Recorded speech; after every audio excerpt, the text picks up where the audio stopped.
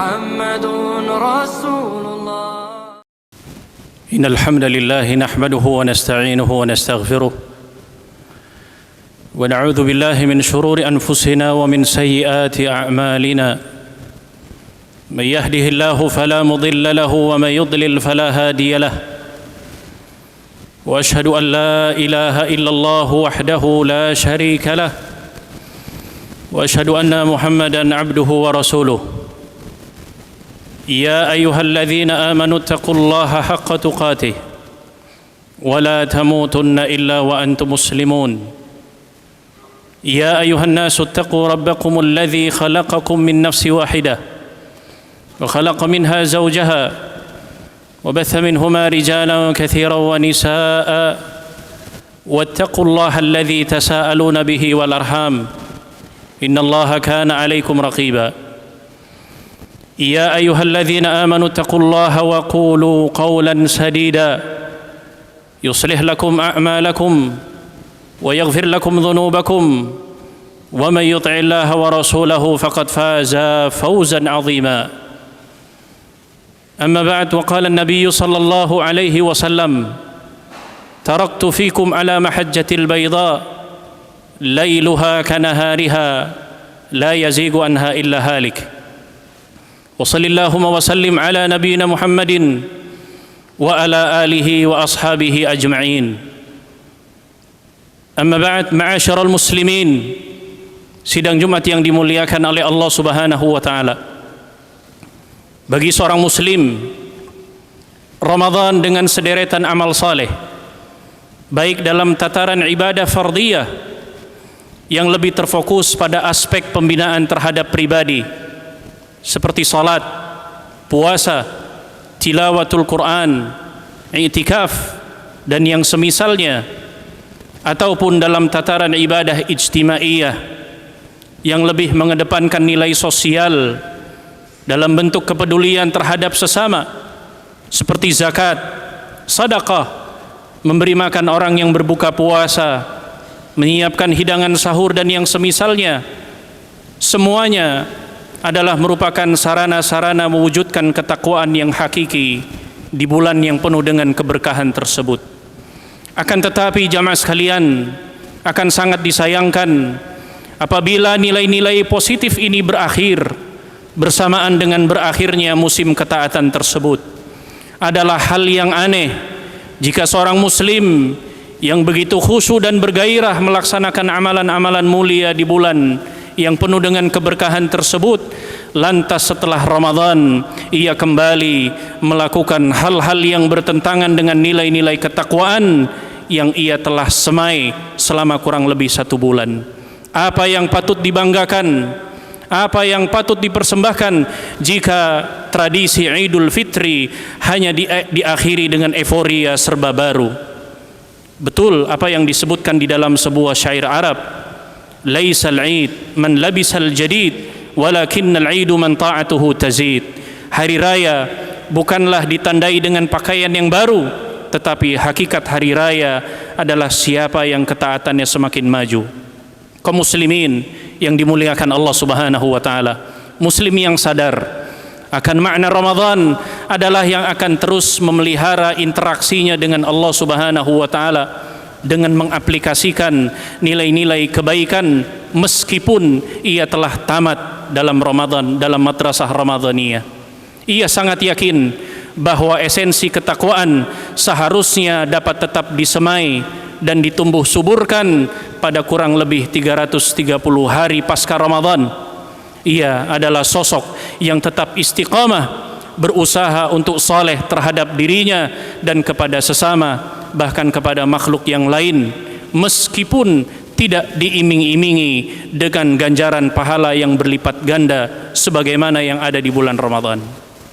Oleh sebab itu jamaah Jumat yang dimuliakan Allah Subhanahu wa taala, setidaknya ada 4 prinsip yang dapat kita tangkap untuk memaksimalisasikan amal saleh sebagai nilai refleksi ketakwaan pasca bulan Ramadan.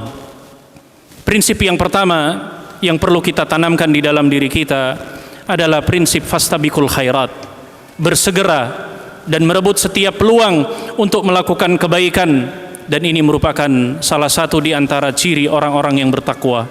Sebagaimana Allah Subhanahu wa taala sebutkan di dalam surat Ali Imran ayat yang ke-133, wasari'u. Allah sebutkan di dalam surat Al-Baqarah 148, fastabiqul khairat.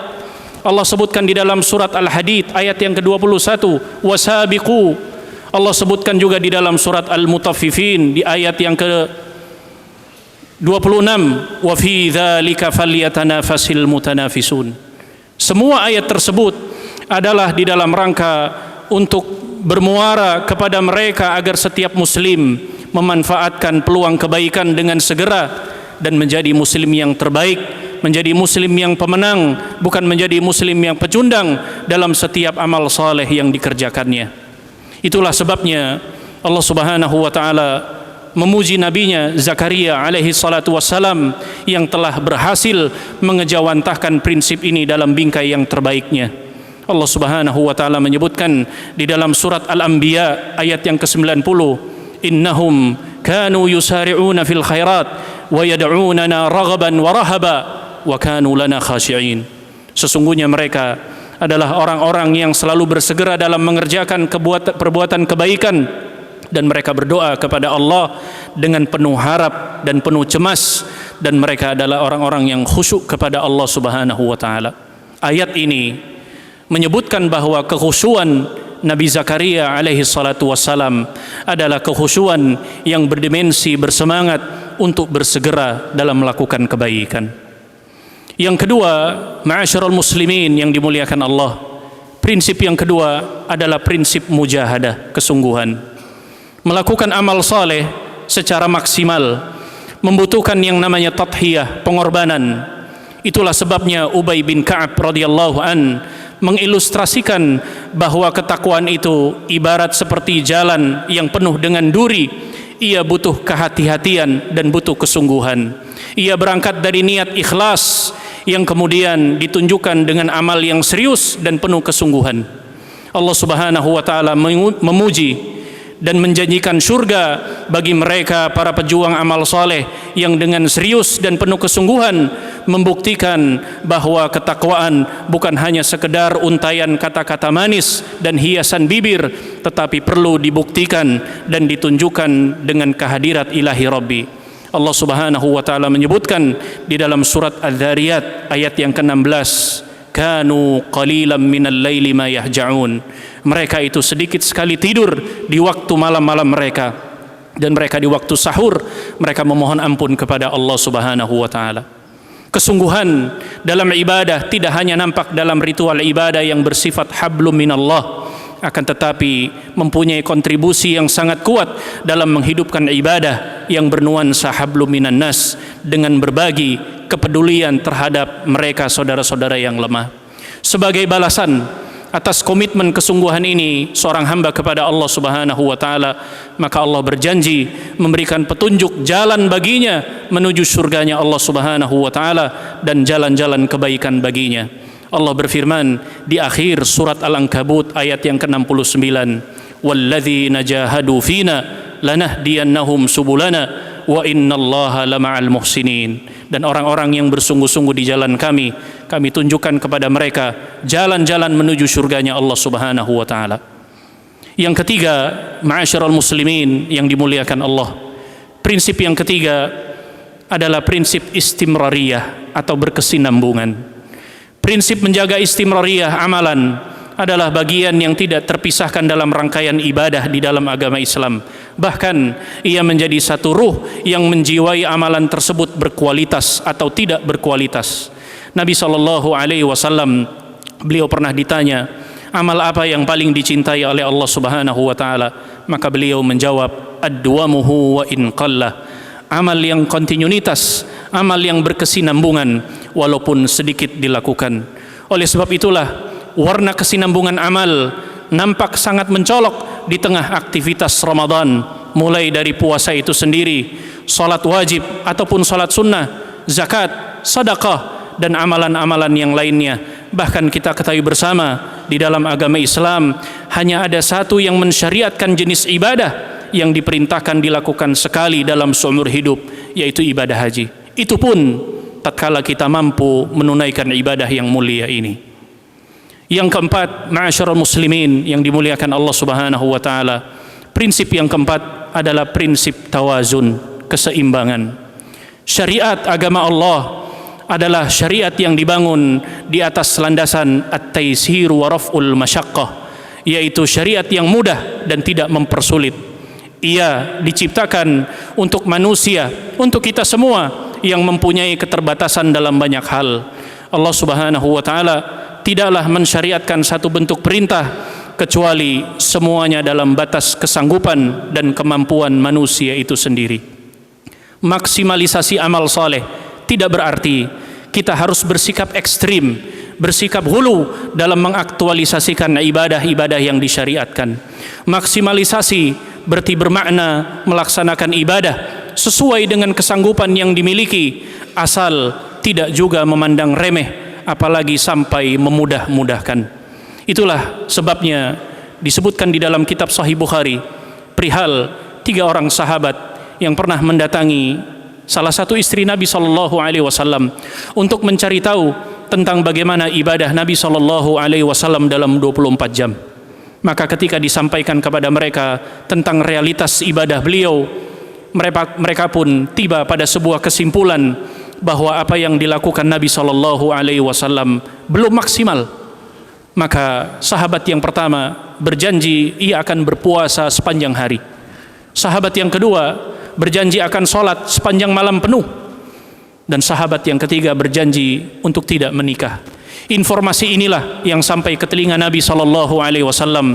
Lantas Nabi SAW menegurnya, dan ini menyebutkan di antara salah satu prinsip keseimbangan kita dalam beribadah. Kata Nabi SAW, inni asumu wa uftir, adapun saya berpuasa dan terkadang saya berbuka.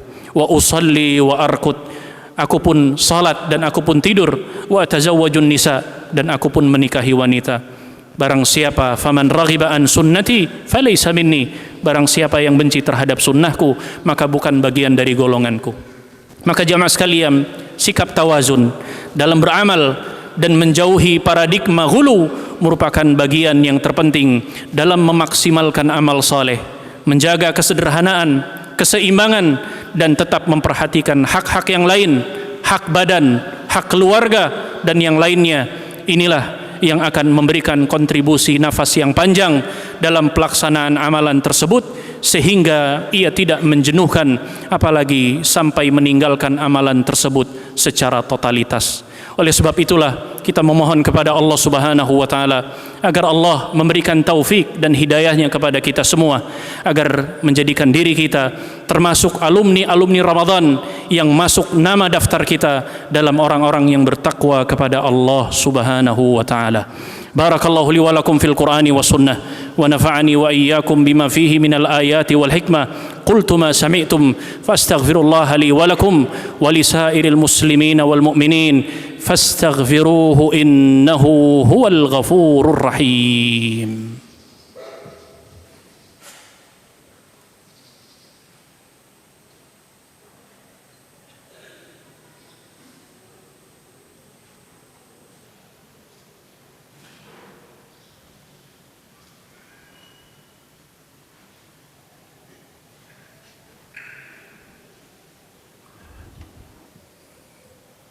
Alhamdulillahi ala ihsanih wa syukru lahu ala taufiqihi wa amtinanihi wa asyhadu an la ilaha illallah wahdahu la syarika lahu ta'ziman li sya'nihi wa asyhadu anna Muhammadan abduhu wa rasuluhu adda'i ila ridwanihi. Allahumma salli wa sallim ala nabiyyina Muhammadin wa ala alihi wa ashabihi wa ikhwanihi. Amma ba'd, ma'asyiral muslimin, sidang Jumat yang dimuliakan Allah Subhanahu wa taala. Dalam momentum ibadah salat Jumat di hari yang barakah ini, jangan pernah melupakan bahwa di sana, di bumi Palestina, di bumi Al-Quds, perjuangan jihad saudara-saudara kita masih terus berlanjut, mempertahankan tanah suci yang ketiga kaum muslimin, bumi Masjidil Aqsa yang seperti yang kita duga sebelumnya, perjanjian gencatan senjata hanya menunggu waktu untuk dikhianati oleh penjajah Zionis Yahudi yang didukung oleh polisi dunia Amerika Serikat. Bahkan kita ketahui bersama di hari yang ke-18 Ramadan yang lalu, setidaknya 350 kaum muslimin Gaza gugur sebagai syuhada oleh serangan udara Zionis. Oleh sebab itu jamaah sekalian yang dimuliakan Allah Subhanahu wa taala, dari atas mimbar yang mulia ini kami mengingatkan kewajiban bagi kaum muslimin adalah kewajiban ukhuwah kita kaum muslimin seperti yang digambarkan oleh baginda Nabi sallallahu alaihi wasallam. Taral mu'minina fi tarahumihim wa tawadihim wa ta'atufihim kamathalil jasad idza ishtaka 'udwan tada'a lahu sa'ira jasadihi bisahri wal humma. Engkau melihat orang-orang yang beriman itu dalam saling mengasihi, dalam saling mencintai dan saling memperhatikannya seperti satu buah tubuh. Bila satu anggota tubuhnya mengaduh kesakitan, maka seluruh anggota tubuhnya yang lainnya akan membersamainya dengan rasa bergadang dan rasa demam. Maka kaum muslimin yang dimuliakan Allah Subhanahu wa taala, jangan berhenti mendukung perjuangan dan jihad mereka. Jangan berhenti mendoakan keteguhan, kesabaran dan kemenangan untuk mereka. Jangan berhenti menyisikan harta karunia Allah pada Anda untuk mendukung perjuangan mereka, untuk memberikan makan kepada anak-anak yang kelaparan, memberi pakaian untuk mereka yang kedinginan, dan memberikan tempat yang berteduh layaknya kepada mereka semua. Oleh sebab itu, di penghujung Jumat yang mulia ini, marilah kita memohon berdoa kepada Allah Subhanahu wa taala. Semoga Allah Subhanahu wa taala memberikan taufik dan memberikan pertolongan kepada mereka semua, dan memberikan kesabaran dan memberikan kekuatan kepada mereka, kepada kita semua, untuk bisa memberikan kontribusi yang baik untuk saudara-saudara kita di sana. Innallaha wa malaikatahu yusalluna 'alan nabi ya ayyuhalladzina amanu sallu alaihi wa sallimu taslima. Allahumma salli ala Muhammad wa ala ali Muhammad kama sallaita ala Ibrahim wa ala ali Ibrahim innaka Hamidum Majid. Allahumma barik ala Muhammad wa ala ali Muhammad kama barakta ala Ibrahim wa ala ali Ibrahim innaka Hamidum Majid.